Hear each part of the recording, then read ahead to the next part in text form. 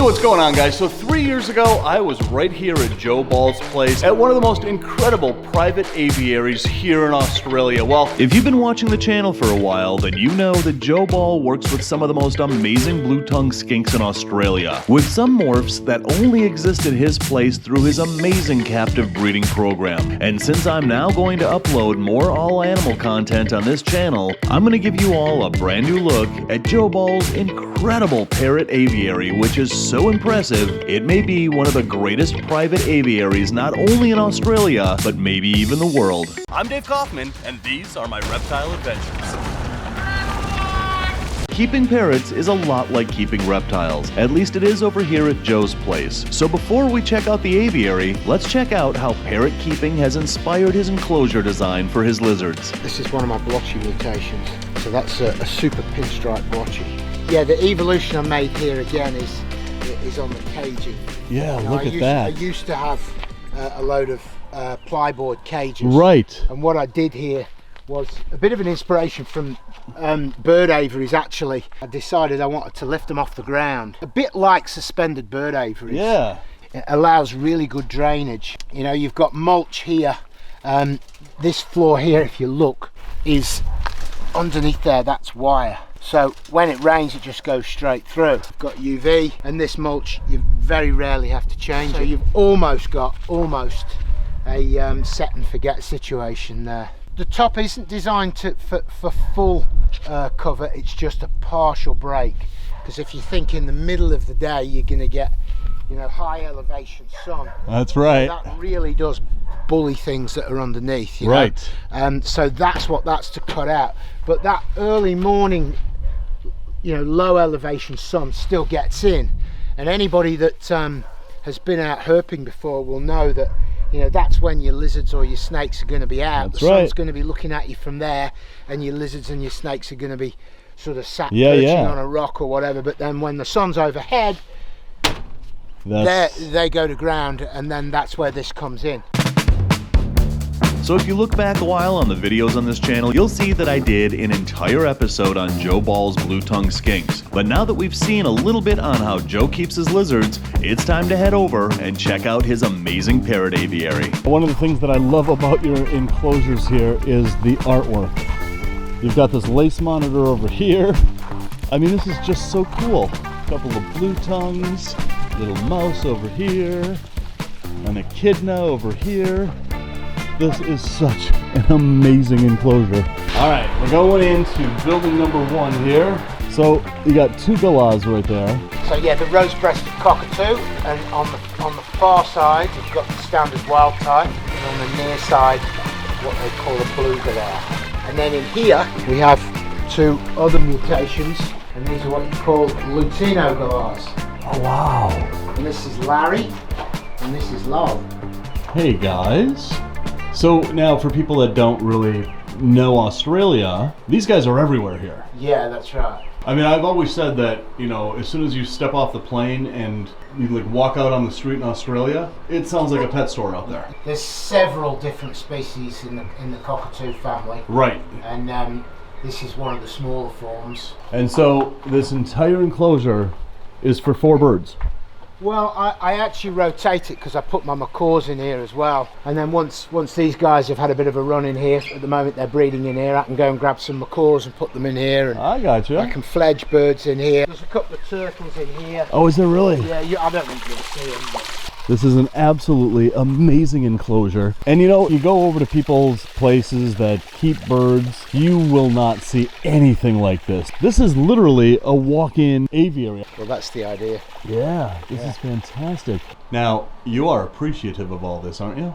That's Larry.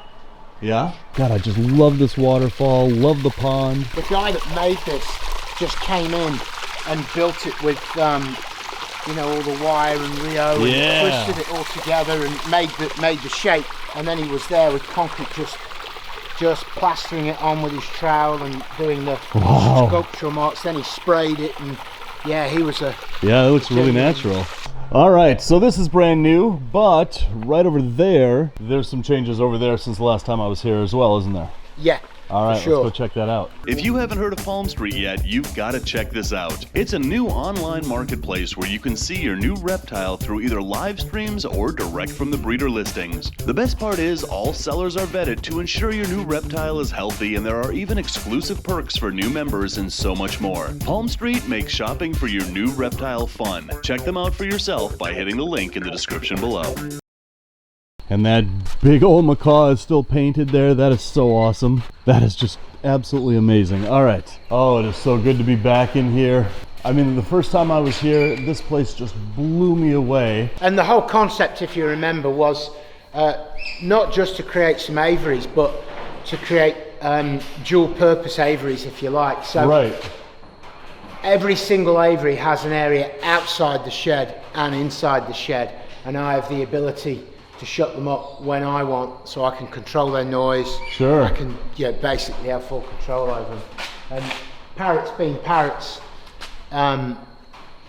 with nuts, you can get them to do whatever you want. So at 4 o'clock in the afternoon, I just come in with a big bag of nuts, sprinkle them down, and they all just come flying in, and I shut the doors. Yeah. And then at 5 a.m. in the morning, when parrots want to go nuts, they can do it in the confines of here, and the neighbours and myself can still be trying to get a bit of sleep. Good thinking. Yeah. So yeah, this is a pair of scarlet macaws, and that's the same as the painting on the front of the Yeah. We're gonna go over here.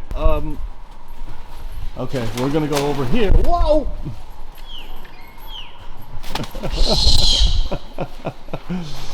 Yeah, that's exactly the reaction I got last time I was here. But these guys are just beautiful. How much are these in Australia?